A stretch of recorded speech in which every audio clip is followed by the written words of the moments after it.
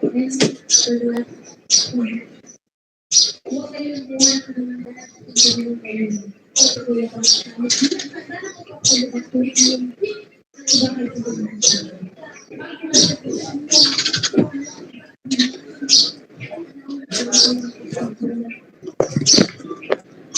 wala nga. Ako?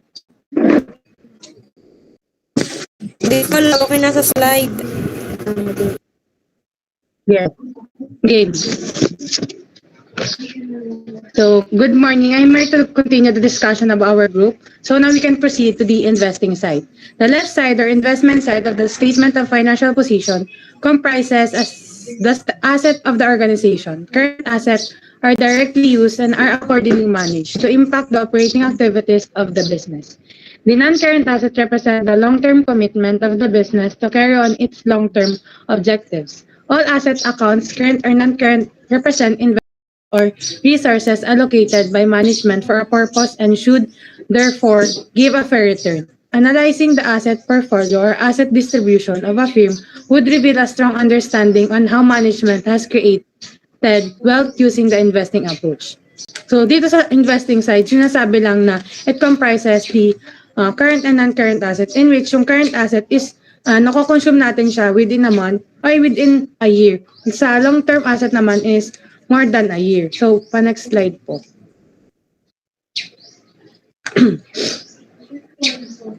So, the sample problem 14.3 in the investing ratio. Say companies A and B again, they both have 200 million of assets. Their asset portfolio and percentage distribution are presented below. So, company A has a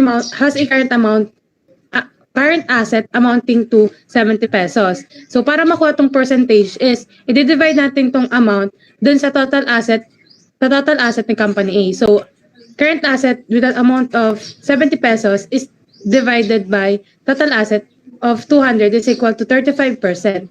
Then, company A has investment of 70 pesos also. Then, divide 200 of total asset is equal to 35%.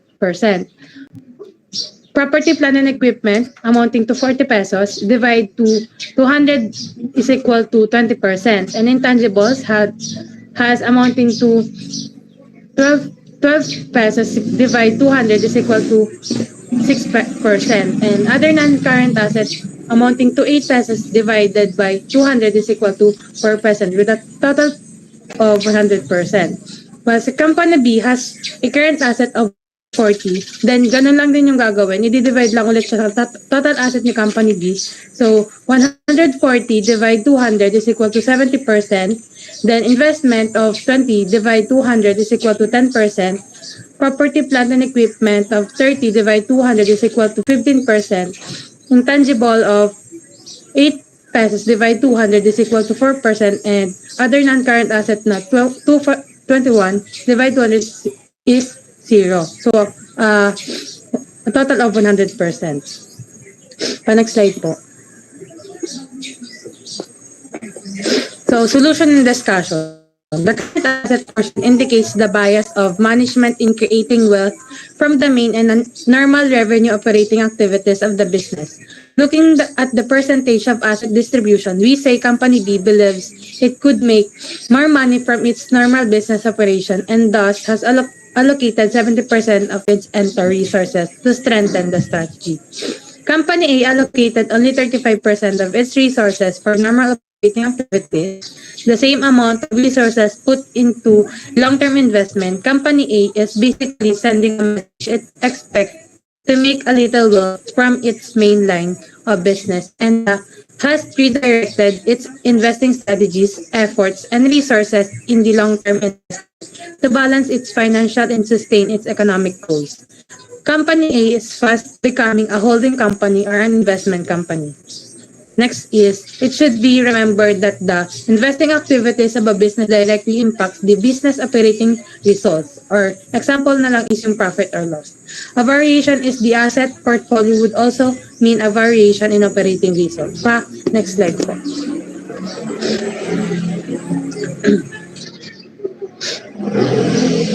So the basic financial statement. So dito, sinasabi na meron daw tayong 4 na traditional techniques para ma-interpret yung financial statement natin. First is the horizontal and comparative analysis. Second is the trend analysis. Third is the vertical or common size analysis. And last is the financial mix ratio.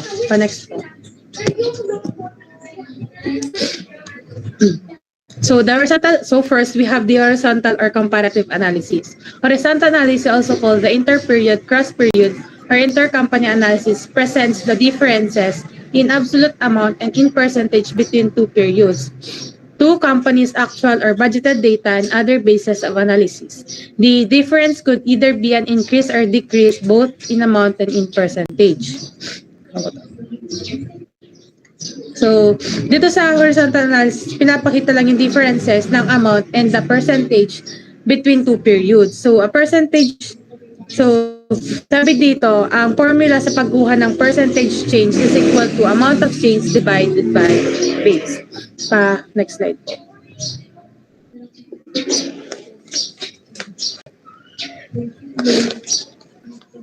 If the analysis is made between two periods, the base may be the last year data, budgeted data, average industry data, or competitors' data. When an enterprise data, 243 management reporting are compared with a data of another enterprise, such process is called a cross-sectional analysis. The percentage of change is not computed if the denominator or the base is 0 or negative. If the base is 0, the percentage change cannot be computed. If the base is negative, the percentage of change does not reflect the true nature of the change. Hence, the percentage of change is not determined. Next slide.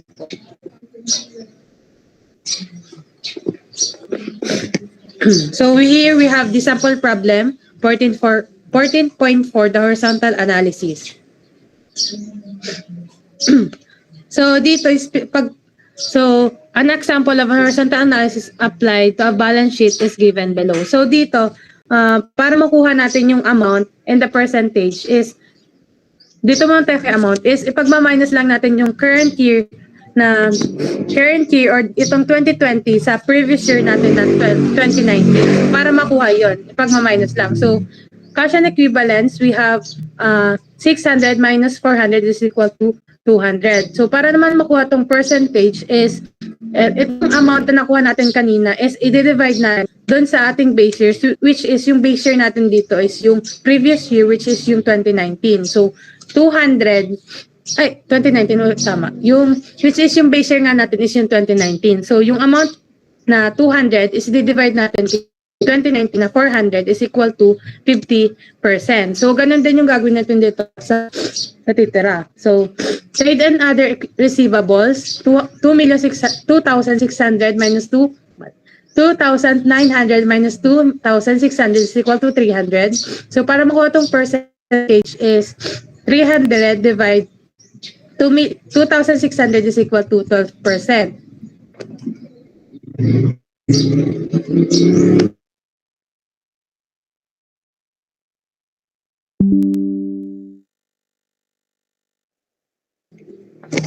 Then inventories, 1,000 minus 1,200. So meron tayong loss na 200. So 200 divide 1,200 is equal to 17%. Then long-term investment, 2,200 minus 2,000 is equal to 200. Then 200 divide 2,000 is 10%. So ganun lang din yung gagawin dito. Next slide po.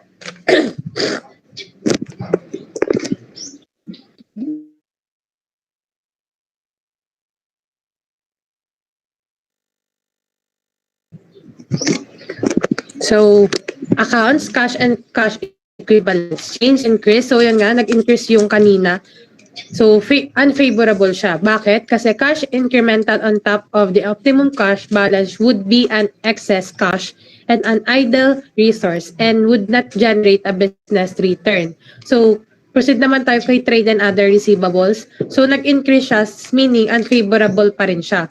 Increases in accounts receivable would mean more investment extended to customer through a credit line.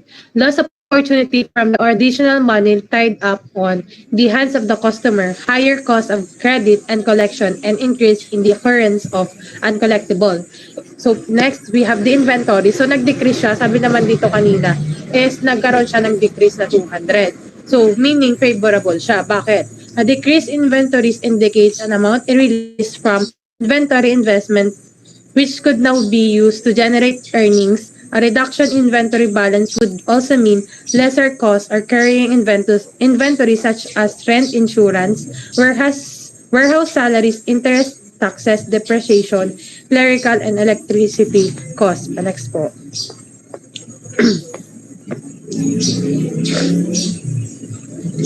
Next, trade and other payables. So nag-increase din siya. So meaning favorable siya. So bakit? An increase in accounts payable means more resources entrusted by suppliers to the business and lesser cash infusion to sustain the working capital requirements. Analyzing further the comparative financial data of the VID Corporation, a decrease in long-term investment would indicate a reduction in revenue from an auxiliary source of income. An increase in property and equipment reflects a favorable preparation of the organization for its long-term existence and business activities. And an increase in retained earnings could be read as healthy ability of the organization to generate internal financing for its long-term growth and commitments. However, individual accounts ratio should also be interpreted in relation with other accounts in the same financial statement or with another account ratios from a different financial statement. Next po.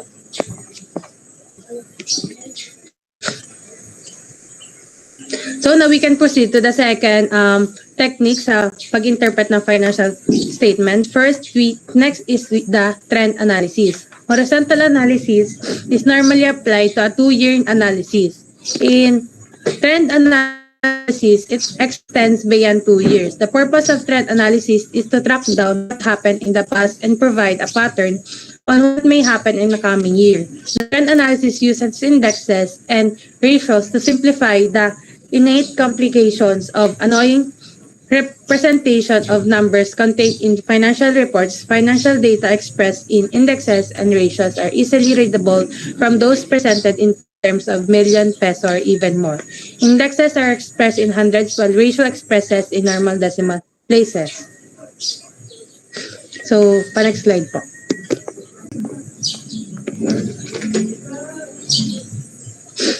So here we have the sample problem, 14.5, the trend indexes. Say the following data were taken from the records of a company. So ito yung mga net sales na nakuha natin during the year. So 2013 we have 22,980,000. Noong 2014 we have 23,600,890. Then noong 2015 we have 28,998,879. Noong 2016 we have 22,766,550. Noong 2017 we have 29,765,876. Noong 2018 we have 34,675,239. And in 2019 we have 38,512,235. Next slide po. Next slide po.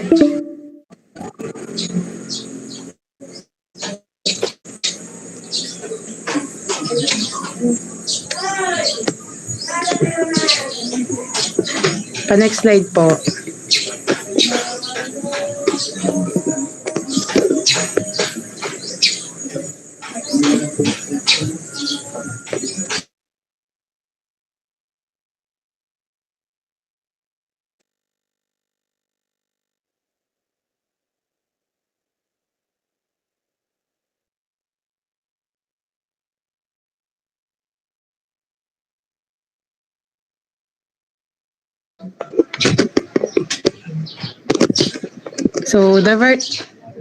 Pabalik po. So, the net sales indexes and ratios assuming 2013 as base year would be, so sabi dito, magiging base year natin is yung kay 2013, which is yung 23,980,000.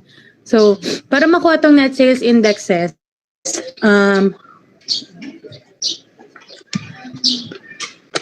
i-divide natin yung net sales na nakuha nung 2014, since nga 2013 yung base years natin. So, automatically 100% na siya. So, para mukha tong 2014, i-divide natin tong 23,600,890 doon sa base year natin na 22,980,000. So, 23,600,890 divide sa base year natin na 2013 is equal to 100. Since nga ang sabi dito, pag daw net sale indexes, siya i-express in hundreds. Well, pag naman net sales ratio is i-express natin siya in decimal places. So, i-transfer lang natin siya into decimal places. So, 103, i-transfer natin sa decimal places is equal to 1.03. Noong 2015, ganun lang din. I-divide natin yung nakuha nating net sales, divide dun sa base year natin na 2013 is equal to 126. And sa net sales ratio naman ay 1.26. Noong 2016, we have 22,766,550. I-divide natin kay base year na 2013 is equal to 99, which is ita-transfer natin sa decimal places, which is 0.99. In 2017 naman, we have 29,765,876, and i-divide natin sa base year natin ng 2013 is equal to 130. Then, ita-transfer natin siya into decimal places, which is equal to 1.30. In 2018, we have 34,675,239. Ita-divide natin kay 2013 is equal to 151. Then, ita-transfer natin yung into decimal places para makuha natin ng net sales ratio is equal to 1.51. Then, 2019, we have 38,512,235 divide 22,980,000 is equal to 168. Then transfer into decimal places equal to 1.68. So the financial data are treated and presented more simply using the indexes and ratios rather than interpreting the data based on the absolute peso amount. Articulating a general impression of our data above, we could say that using 2013 as the base year data, the businesses has been registering on upward trend in its sales except that in state where there was a drop of 9%, it was dramatically recovered in 2017. Sales moved up to 130% in a stretch of 7. The business had a committed increase in sales.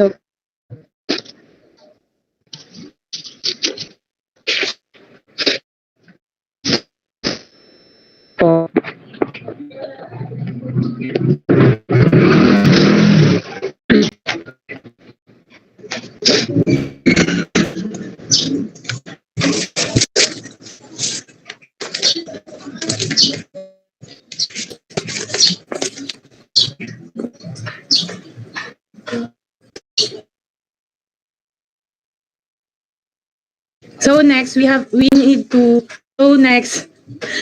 proceed tayo kay vertical or common size analysis. So the vertical or common size analysis gets the proportional component of each of the variables in the financial statements in relation to a chosen base.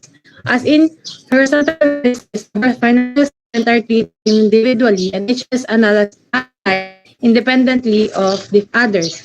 The base in the statement of profit or loss is the net sales, and the base in the statement of financial position is the total assets. By expressing the financial data in percentage using a particular base, the size of different companies is brought to a common expression. So meaning, itong net sales daw, net sales ratio is ita-transfer natin. So meaning, itong vertical or size analysis is kagaya lang siya sa horizontal. Ang pinagkaiba lang, ang previous base year niya is itong ang base years niya is itong net sales. So, magiging base year natin ngayon is itong 200,000 sa sample problem natin. So, pa-next po.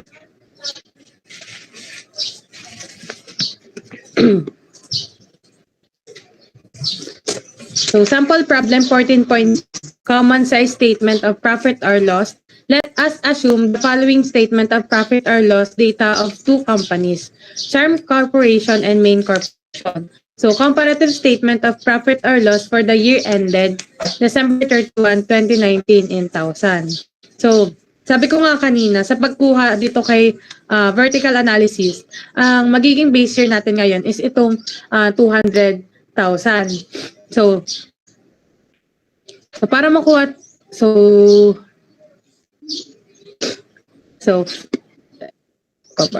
yun lang. Itong picture na to is, ito lang yung pinaka-given. Then, the next reporter will discuss the following. So, sales returns and allowances for Charm Corporation and Main Corporation were 3.6 million and 400,000 respectively. Comment on the comparative statement of profit or loss presented above. Next slide po. So, discussion. Assessing the corporation in terms of size, Charm Corporation a huge favorite in comparison with that of Main Corporation, but size does not reflect the merits of managerial and organizational performance. To compare the two corporations, they should be put in equal standing by expressing their financial figures into percentage and defining common accounts as a base in statement of profit or loss. The base is the net sales, and each of these variables should be expressed in terms of their relational proportion to net sales. So that's all po.